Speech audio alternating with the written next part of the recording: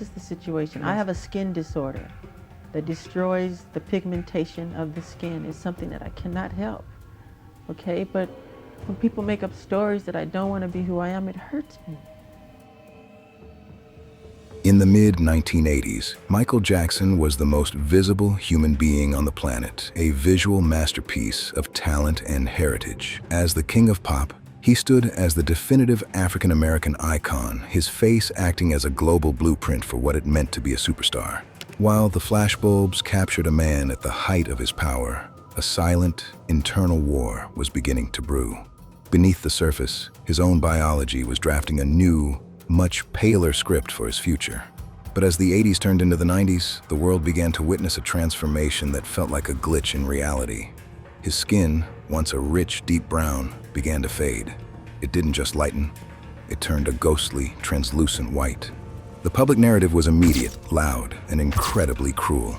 The world accused him of turning his back on his race and undergoing dangerous skin bleaching to look like a white man. But behind the tabloid headlines and the mounting public mockery, a microscopic war was being fought inside Michael's cells.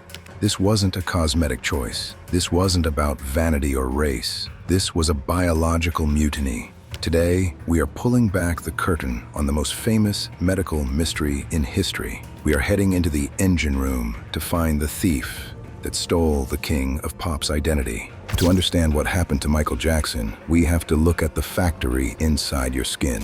Your skin color is determined by a pigment called melanin. This pigment is produced by specialized cells called melanocytes. Think of melanocytes as tiny factory workers living at the base of your epidermis. Their only job is to produce ink and distribute it to your skin cells. This ink serves a vital purpose. It is your body's natural armor against the sun's ultraviolet radiation. For someone of African descent, these factories are highly efficient, producing a dense layer of dark melanin that provides 24/7 protection. But in a body with vitiligo, the immune system, the body's search and destroy team, suffers a catastrophic error in its software. It stops recognizing the melanocytes as part of the team. Instead, it identifies them as invaders. It begins to systematically hunt them down and execute them. When the factory workers are killed, the ink stops flowing. The skin loses its color, leaving behind jagged, milky white patches. For a man whose image was his legacy, his own immune system had become his greatest assassin. Michael Jackson's biology wasn't just facing one enemy, it was under a double siege. In the early 1980s, he was also diagnosed with discoid lupus erythematosus. Lupus is another autoimmune disaster where the body attacks its own healthy tissue. It often creates a butterfly rash across the face and causes extreme sensitivity to light. But more importantly, lupus often works in tandem with vitiligo.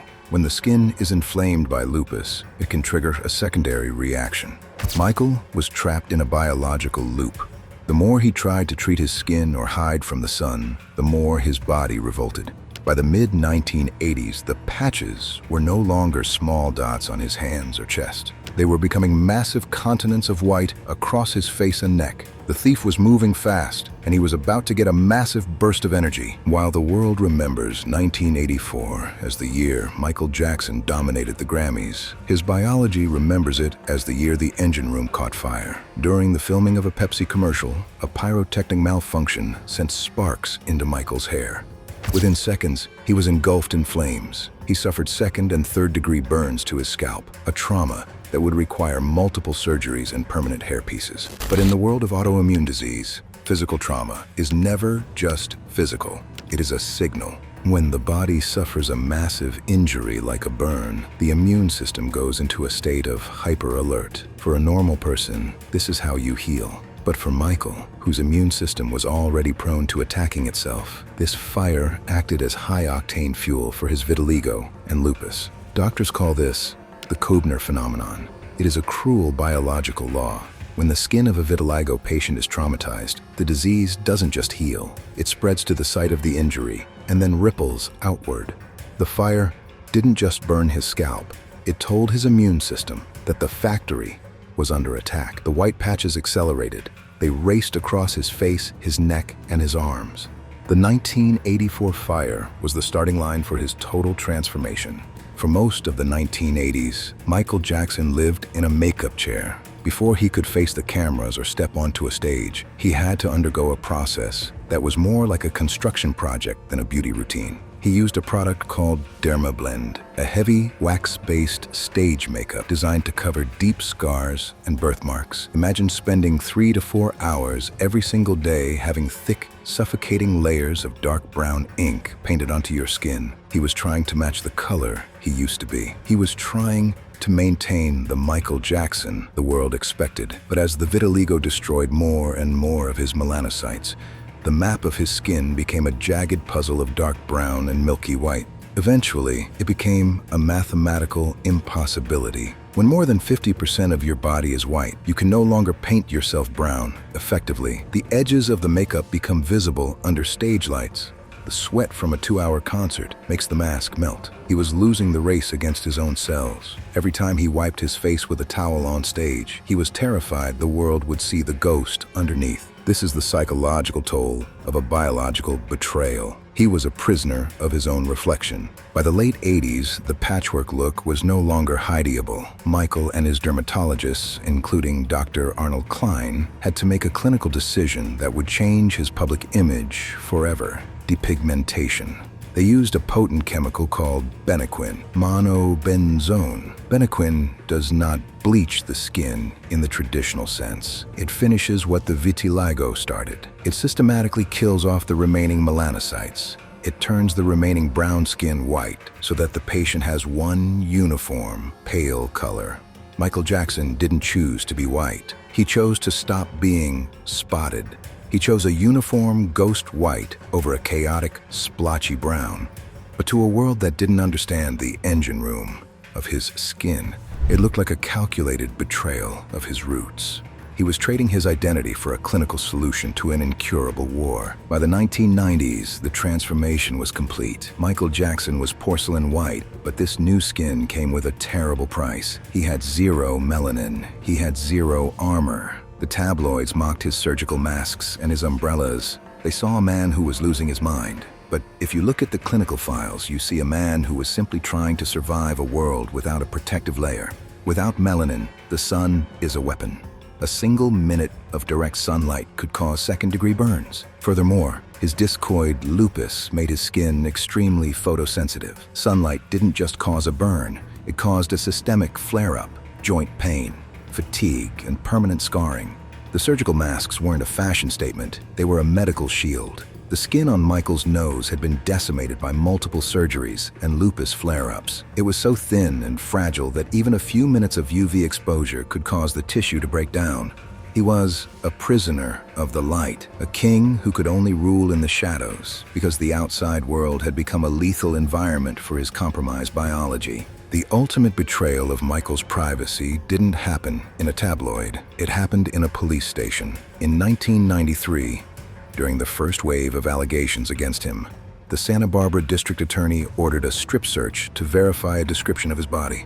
For nearly 30 minutes, Michael Jackson was forced to stand naked while police officers and a forensic photographer mapped every inch of his skin. They were looking for evidence, but what they found was a medical catastrophe. The photos from that day, which remain some of the most private documents in history, showed exactly what Michael had been telling the world. His body was a chaotic landscape of depigmented patches, scars from lupus, and the porcelain white skin of a man who had been biologically erased. He described that day as the most humiliating experience of his life. He was a man who had spent millions to hide his shame, only to have it categorized by the state. We cannot talk about Michael's skin without talking about his sleep.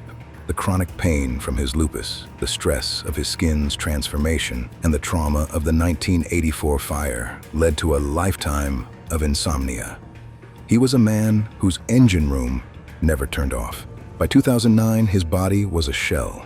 He was using propofol, a powerful surgical anesthetic, just to find a few hours of artificial rest. Propofol isn't sleep, it's a pharmacological coma. On June 25, 2009, the engine finally gave out. The man who had spent his life fighting a biological war for his identity died in a room filled with medical equipment. The Pale King was gone. The world finally stopped mocking him and started looking at the evidence. For decades, the world refused to believe him. Even during his 1993 interview with Oprah Winfrey, where he pleaded with the public and explained his condition, the skepticism remained. It wasn't until the Los Angeles County coroner performed a full autopsy that the truth became undeniable. The report, which is a cold clinical document of his final state, explicitly confirmed the presence of vitiligo. The coroner noted multifocal areas of depigmentation across his chest, abdomen, face, and arms.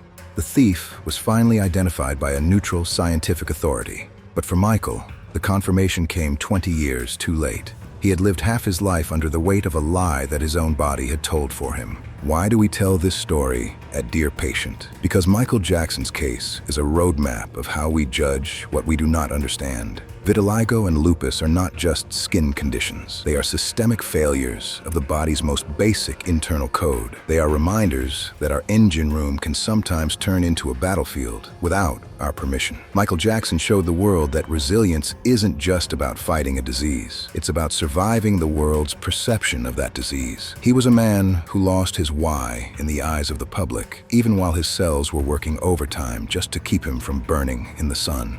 Rest in peace, Michael Jackson, 1958 to 2009. The man in the mirror was never who we thought he was, always.